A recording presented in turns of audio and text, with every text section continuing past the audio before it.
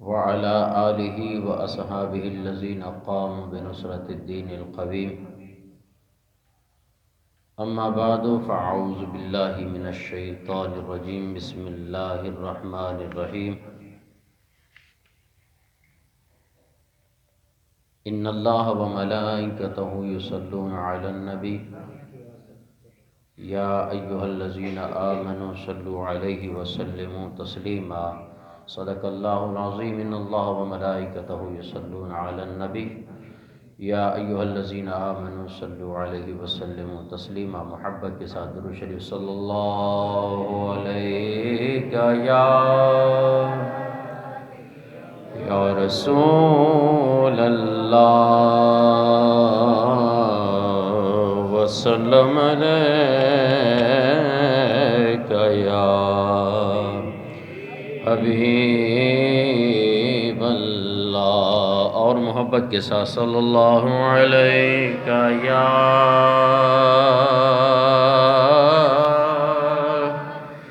یا رسول اللہ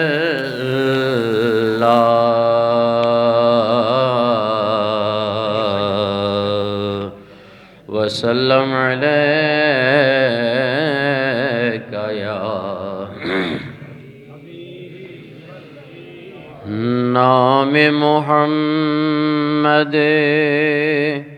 کتنا میٹھا میٹھا لگتا ہے. پڑھیے نام محمد کتنا میٹھا میٹھا لگتا ہے. دونوں جہاں دونوں جہاں دونوں جہاں سرکار کا ہم کو صدقہ لگتا. غوث قطب عبدال کلندر سب کے محتاج. غوث قطب عبدال کلندر سب کے محتاج. میرا داتا میرا داتا میرا داتا سب داتا کا داتا لگتا ہے. بولو نام محمد کتنا میٹھا میٹھا. لب پہ نغمے صلی اللہ کے ہاتھوں میں کشکول. لب پر نغمے صلی اللہ کے ہاتھوں میں کشکول.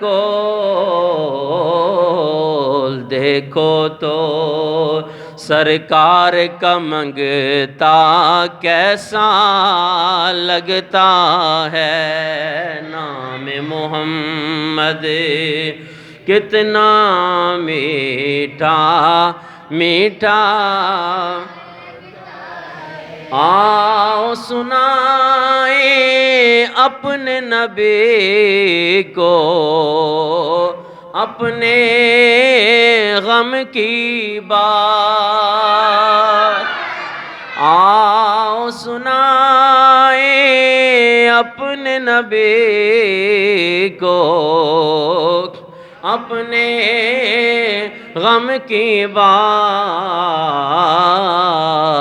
ان کے علاوہ ان کے علاوہ ان کے علاوہ کون نیازی اپنا لگتا ہے، پڑھیے نام محمد کتنا میٹھا میٹھا لگتا ہے، دونوں جہاں سرکار کا ہم کو صدقہ لگتا ہے۔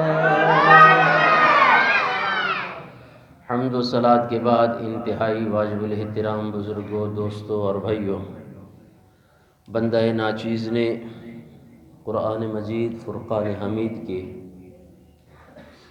22واں پارہ سورہ احزاب آیت نمبر 56 آپ احباب کے سامنے تلاوت کرنے کا شرف حاصل کیا۔ غالباً یہ آیہ مبارکہ ہر چھوٹے بڑے مسلمان عاشق رسول کو زبانی یاد ہے کہ خالق کائنات نے ارشاد فرمایا، ان اللہ و ملائکتہ یصلون علی النبی، بے شک اللہ اور اس کے فرشتے نبی کریم صلی اللہ تعالی علیہ وسلم پہ درود بھیجتے ہیں۔ یا ایھا الذین آمنوا، اے ایمان والو، صلو علیہ، درود بھیجو اس پر، وسلموا تسلیما، اور خوب سلام بھیجو۔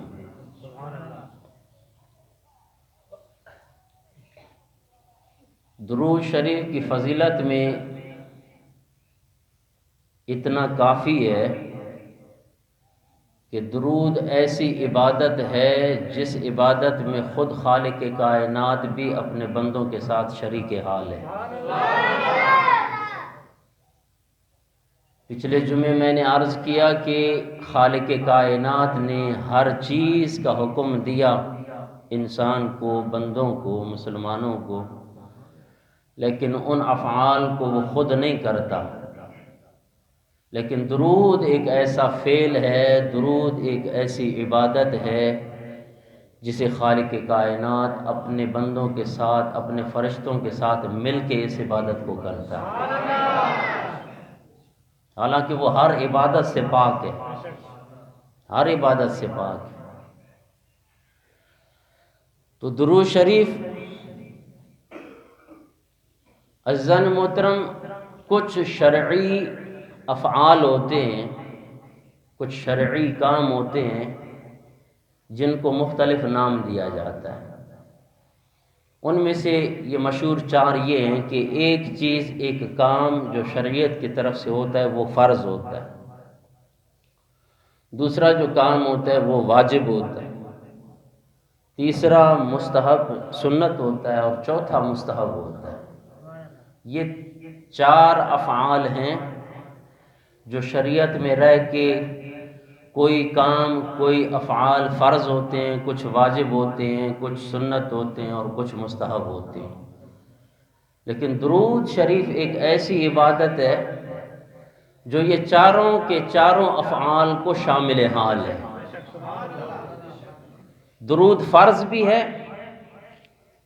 درود واجب بھی ہے، درود سنت بھی ہے، اور درود مستحب بھی ہے۔ اس کو سمجھیے گا،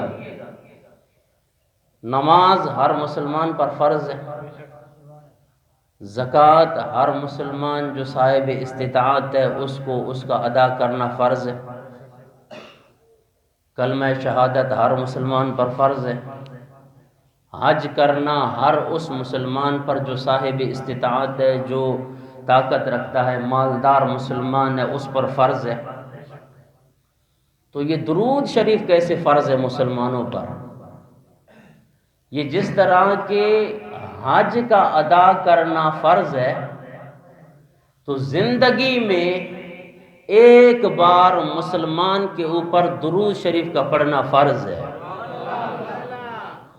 کیونکہ قرآن میں اس کا حکم آیا ہے نا کہ یا ایھا الذین آمنوا صلو علیہ وسلموا تسلیما.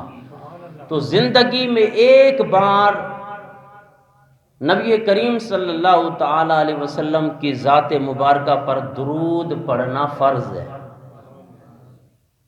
یہ مسلمان سے دیکھیں نا، فرض ہم جس طرح کے بچوں کو یا ایسے جو نہ پڑھے لکھے ہوں تو ان کو کہتے ہیں کہ جی فرض بمعنی قرض ہے. اب دیکھیں نماز آپ نہ پڑھیں لیکن قیامت والے دن آپ کی گریبان سے پکڑ کے بھی نماز کے بارے میں پوچھا جائے گا. جس طرح کہ شیخ سعدی رحمۃ اللہ تعالی علیہ فرماتے ہیں کیونکہ فرض ہے نا، جو چیز فرض ہوتی ہے وہ آپ اللہ کے اوپر یا اپنی ذات پر احسان نہیں کر رہے ہیں، اللہ کی طرف سے فرض ہے، وہ ہر حال میں کرنی ہے. نماز کتنا بڑا اہم فرض ہے.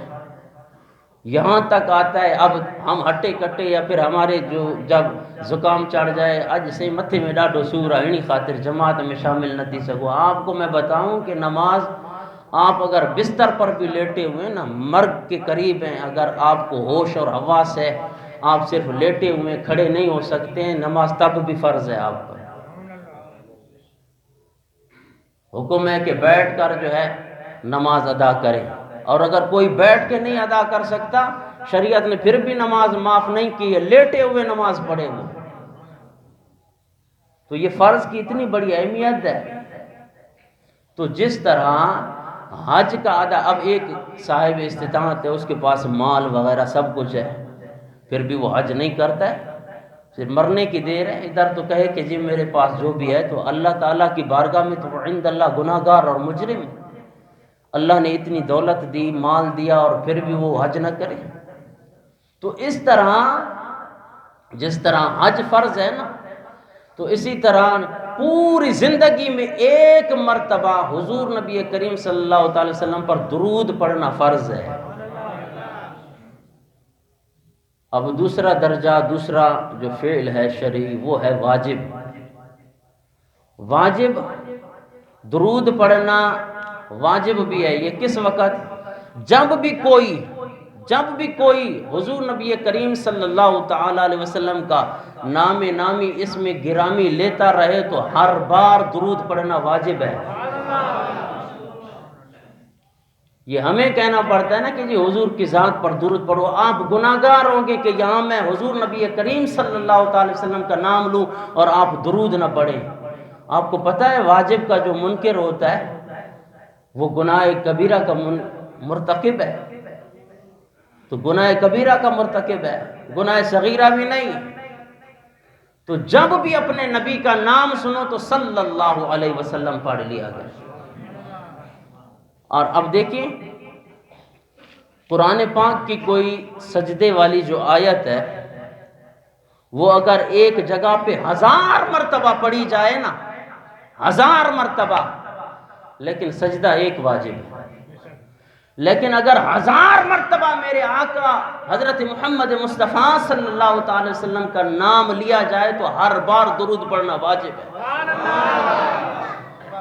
یہ اپنی عادت بنا لیں، وگرنہ گناہگار ہوں گے. آپ سمجھیں کہ جی میں نے درود نہیں پڑھا ہے تو بس کوئی مسئلہ نہیں ہے. نہیں، جب بھی میرے آقا کا نام نامی اسم گرامی آئے مسلمان بول پڑھے صلی اللہ علیہ وسلم. یہ پڑھنا واجب ہے. ہمارا فرض ہے بتانا آپ کو. فرض ہے پوری زندگی میں ایک مرتبہ. مسلمان اور کلمہ پڑھنے والا اور وہ اپنے نبی پہ درود و سلام نہ پڑھے. تیسری کیٹیگری ہے سنت. سنت کب ہے؟ کہ جب اللہ اکبر کبیرہ حضور نبی کریم صلی اللہ تعالی علیہ وسلم کی کوئی پسندیدہ چیز اور حضور نبی کریم صلی اللہ تعالی علیہ وسلم کی کسی پسندیدہ چیز کو دیکھ کر اس وقت درود پاک کا پڑھنا سنت مبارکہ ہے اور حصول برکت. اب جس طرح کہ ہم دیکھیں کدو شریف دیکھ لیتے ہیں، آپ کو پتہ ہے کہ یہ کدو شریف حضور نبی کریم صلی اللہ تعالی وسلم کی پسندیدہ خوراک ہے. اس کو دیکھ کے جناب جو ہے کوئی درود شریف پڑھ لے تو اس کو سنت کا ثواب ملے گا. اور اسی طرح ہم گلاب کا پھول جناب والا دیکھ لیتے ہیں اس کو جناب والا سونگتے وقت آقا دو جہاں صلی اللہ تعالی علیہ وسلم نے ارشاد فرمایا کہ اس پہ درود پڑھنا یہ بھی سنت مبارکہ ہے۔ اب اس پر میں آپ کو حدیث مبارکہ سناؤں، یہ نہیں کہ جی میں نے اپنی طرف سے یہ بات کی ہے۔ ان النبی صلی اللہ علیہ وسلم من شم الورد الاحمر ولم یصلی علی فقد جفانی، کمال کی حدیث ہے۔ حضور نبی کریم صلی اللہ تعالی وسلم نے ارشاد فرمایا کہ جس نے گلاب کے پھول کو سونگا اور اس نے مجھ پر درود نہ پڑھا تو اس نے مجھ پر ظلم کیا ہے۔ یہ حدیث مبارکہ ہے۔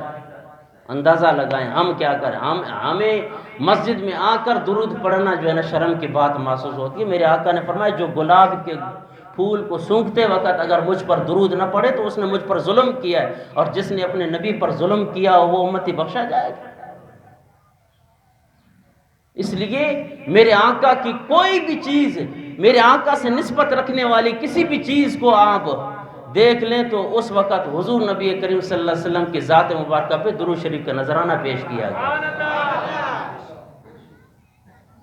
ہم اس لیے اب دیکھیں اذان سے جو پہلے ہم درود شریف پڑھتے ہیں، ہم اس کو فرض نہیں کہتے، ہم اس کو واجب نہیں کہتے، ہم اس کو سنت نہیں بلکہ مستحب سمجھتے ہیں۔ جب ایک گلاب کے پھول کو سونگتے وقت درود پڑھنا مستحب اور سنت ہے تو پھر اذان سے پہلے پڑھنا مستحب اور سنت کیسے نہیں ہے؟ اپنے اندر اپنی پوری زندگی میں ہمیشہ بس یہ کام اپنی زندگی کا معمول بنا لے کہ جب تک اپنے نبی پر 313 مرتبہ درود شریف نہیں پڑھوں گا وہ دن گزاروں گا کبھی بھی نہیں۔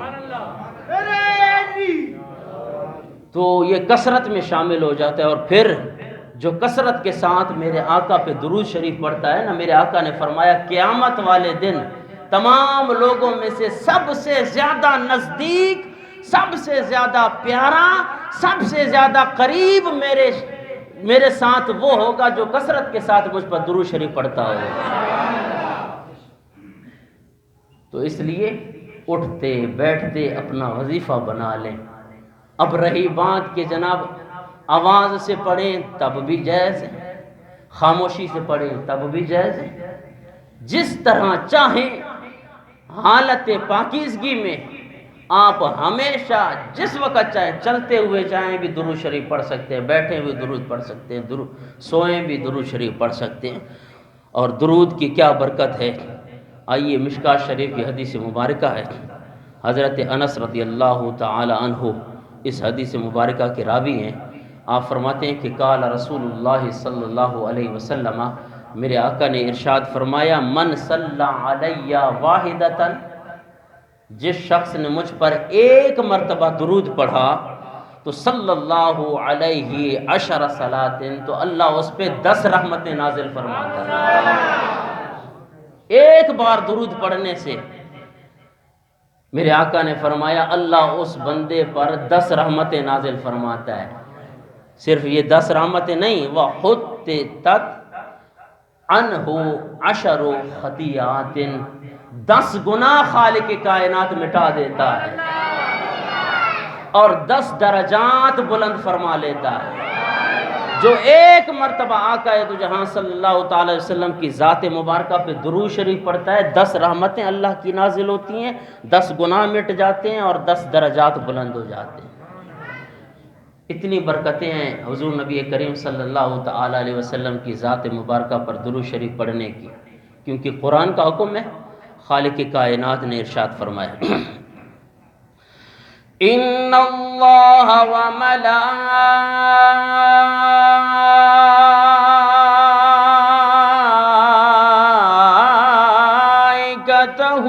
يصلون على النبي يا أيها الذين آمنوا صلوا عليه وسلموا تسلیما۔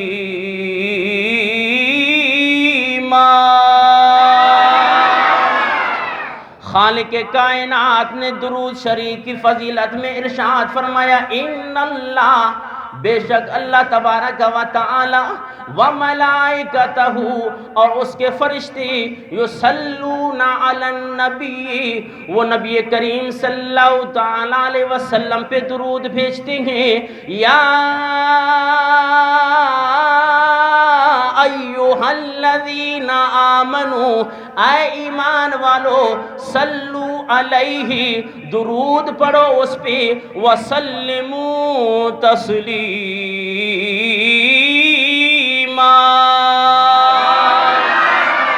اور خوب اس کی ذات پہ درود و سلام کے نذرانے پیش کرو۔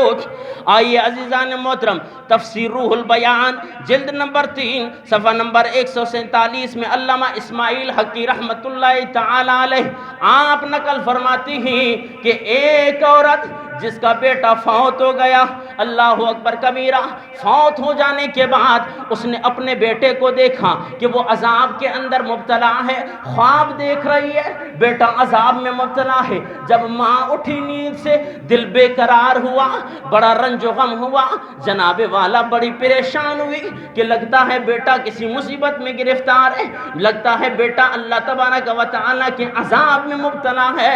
ماں جو ہے بیٹے کے لیے تڑپ گئی، اللہ اکبر کبیرہ۔ چند روز گزر گئے، علامہ اسماعیل حقی رحمت اللہ تعالی علیہ روح البیان میں لکھتے ہیں چند دنوں کے بعد پھر اپنے بیٹے کو وہ خواب میں دیکھتی ہے، اللہ اکبر کبیرہ۔ کیا دیکھتی ہے کہ اس کے قبر میں اللہ کا نور برس رہا ہے، اللہ کی رحمتیں برس رہی ہیں۔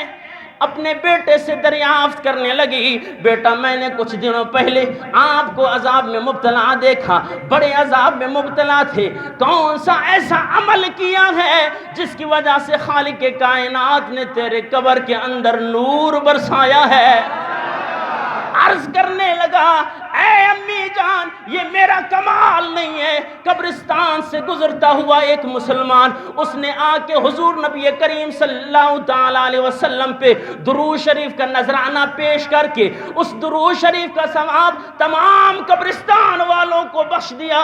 اللہ تبارک و تعالی نے حضور نبی کریم صلی اللہ تعالی علیہ وسلم پہ درود کی وجہ سے، اس کی برکت کی وجہ سے خالق کائنات نے میری بخشش فرما دی ہے۔ اب ہمارا مسلمان جب قبرستان سے گزرتا ہے تو گانے بج رہے ہوتے ہیں، یار خدا کی قسم ہم نے بھی سفر کیے ہیں، کسی مسلمان کو جرت نہیں ہے کہ وہ ڈرائیور کو کہے کہ بھائی آپ قبرستان سے گزر رہے ہو، کچھ شرم کرو۔ قبرستان سے گزرتے ہوئے ایک دفعہ علم شریف 3 مرتبہ قل واللہ شریف پڑھ رہے ہیں، ہو سکتا ہے کسی مسلمان کی بخشش ہو جائے۔ دیکھیں کمال یہ ہے کہ درود پڑھیں ہم اپنے نبی کی ذات پہ، اس کا ثواب ہمیں ملنے جائے، ہمیں ملنا شروع ہو جاتا ہے۔ شاعر نہیں کہتا کہ عجیب فیض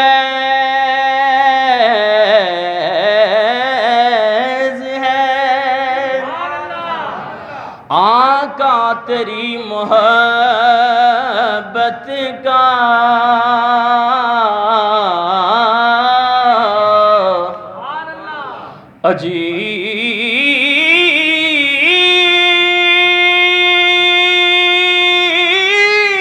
عجیب فیض ہے آقا تیری محبت کا کہ درود تجھ پہ پڑھوں اور خود سنور جاؤں، درود تجھ پہ پڑھوں اور خود سنور جاؤں۔ درود اپنے نبی پہ پڑھو گے اللہ تبارک و تعالی تمہاری زندگی کو بدل ڈالے گا۔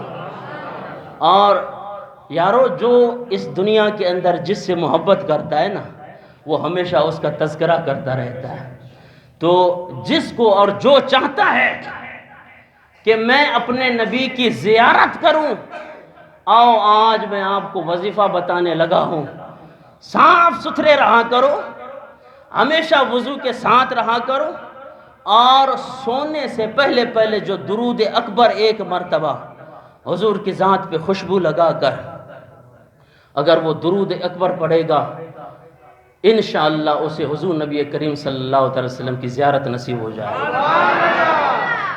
لیکن ہم زبانی کلامی نا، اب جو عمل بتائیں نا تو نہ ہیو نہ بس یہ کو فیض تھی یہ فیض پر نگاہ ہو جائے میرے آقا کی. تو یہ بعید نہیں ہے کہ حضور نبی کریم صلی اللہ تعالی علیہ وسلم کی جو ہے نا کسی کو زیارت ہو جائے. سبحان اللہ، کیا کمال ہے. ابھی مجھے ایک بات یاد آ گئی. استاد صاحب فرماتے تھے کہ پنجاب سائڈ میں ایک بزرگ عالم دین گزرے. پہلے ان کا تعلق مسلک دیوبند سے تھا. 40 سال اس نے بخاری شریف پڑھائی. کتنی مرتبہ؟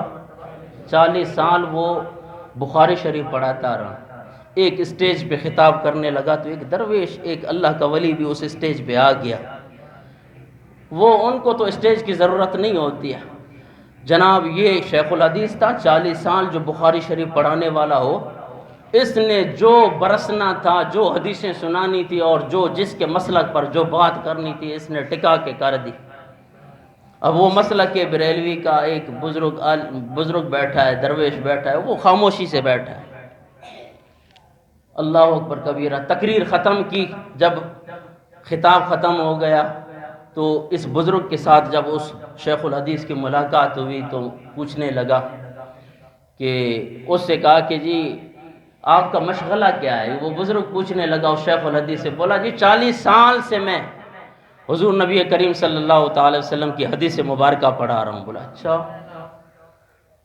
درویش سے پوچھنے لگا کہ جی تیرا کیا مشغلہ ہے؟ بولا صحیح ہم تو درویش ہے بس. بولا نہیں، آپ نے ایک عرض کروں میں، 40 سال آپ کو حضور نبی کریم صلی اللہ تعالی وسلم کی حدیث پڑھاتے ہوئے گزر گئی ہے. 40 سال سے آپ بخاری شریف پڑھ رہے ہو، کیا اس حدیث والے نبی کی زیارت بھی کی ہے کبھی؟ اللہ اکبر کبیرہ. بات ایسی کی گویا کہ اس شیخ الحدیث کے پاؤں سے زمین نکل گئی کہ 40 سال میں نے حدیث کی خدمت کی ہے اور مجھے حضور کی زیارت نہیں ہوئی. مجھے وہ مرد کلندر، وہ جو درویش تھا، وہ وجد میں آیا کہ بولا جا مولانا آج تجھے حضور صلی اللہ علیہ وسلم کی زیارت نصیب ہو جائے. رات ہوئی، قسمت جاگی. حضور نبی کریم صلی اللہ تعالی وسلم اپنی پیٹھ مبارک دے کے اس شیخ الحدیث کو کھڑے، زاروں قطار روئے، قدموں میں گر گئے. یا رسول اللہ مجھ سے کون سا گناہ سرزد ہو گیا؟ یا رسول اللہ مجھے معافی. آقا تو جہاں صلی اللہ تعالی وسلم کی پشت مبارک ہے اس کی طرف. کہاں یہ بھی آج میں نے اس درویش کی زبان کی لاج رکھتے ہوئے تجھے زیارت کرائی ہے، وگرنہ 40 سال کیا اسی طرح 80 سال تو اگر حدیثیں پڑھاتا رہتا تو میں تجھے زیارت نہ کراتا. بس آپ بتائیں کہ جسے حضور صلی اللہ علیہ وسلم کی جدائی ہو اور پھر وہ کیسے سو سکتا ہے؟ اللہ اکبر کبیرہ. نیند سے بیدار ہوا، تڑپ اٹھا. اب اس مرد کلندر کو، اس درویش کو ڈھونڈ رہا ہے. اللہ اکبر کبیرہ. کسی نے بتایا کہ فلاں کے گھر میں وہ درویش آرام کر رہا ہے. گیا بس جناب والا اس کے قدموں میں گر گیا. حضور آپ مجھے اپنی غلامی میں لے لیں، مجھے مرید بنا دیں اور حضور نبی کریم صلی اللہ تعالی علیہ وسلم کا سچا عاشق رسول بنا دیں. اللہ اکبر کبیرہ. پھر انہوں نے جناب وہ شیخ الحدیث آج بھی پنجاب میں اس مرد کلندر کا جو ہے جناب مزار شریف موجود ہے. تو یہ کمال ایسے نہیں ملتا ہے کہ جنہوں نے ساری زندگی حضور کی محبت میں گزاری ہو، ساری زندگی حضور نبی کریم صلی اللہ تعالی علیہ وسلم کی ذات مبارکہ پہ جناب والا درود شریف پڑھ پڑھ کے گزاری ہو، تو پھر حضور صلی اللہ تعالی وسلم ایسے بندوں کی اور ایسے عاشقوں کی لاج تو ضرور رکھتے ہیں. اللہ اکبر کبیرہ. اور اسی طرح عزیزان محترم، آپ یہ جو شہد دیکھتے، شہد سے آقا تو جہاں صلی اللہ تعالی، یہ شہد کی جو مکھی ہے یہ پھولوں سے رس چوستی ہے. کسی پھول کا کڑوا رس، کسی کا پھیکا، کسی کا کس طرح، کسی کا کس طرح. تو آقا تو جہاں صلی اللہ تعالی علیہ وسلم نے اس شہد کی مکھی سے پوچھا کہ تو کیا کرتی ہے کہ جس کی وجہ سے یہ شہد میٹھا ہوتا ہے؟ اللہ اکبر کبیرہ. عرض کرنے لگی یا رسول اللہ صلی اللہ علیہ وسلم، ہم ساری شہد کی مکھیاں مختلف باغات سے مختلف پھولوں کی رس چوس چوس کے ہم ایک چھٹا بنا دیتی ہیں. جب ہمارا چھٹا مکمل ہو جاتا ہے تو ہم آپ کی ذات مبارکہ پہ درود شریف کا نذرانہ پیش کرتے ہیں. اسی لیے میرے آقا نے ارشاد فرمایا کہ شہد کے اندر اللہ تبارک و تعالیٰ نے شفا رکھی ہے، تو اس لیے اپنی زندگی کا معمول بنا لیں، ہر وقت حضور نبی کریم صلی اللہ تعالیٰ علیہ وسلم پہ درود شریف کے نذرانے پیش کیا کریں۔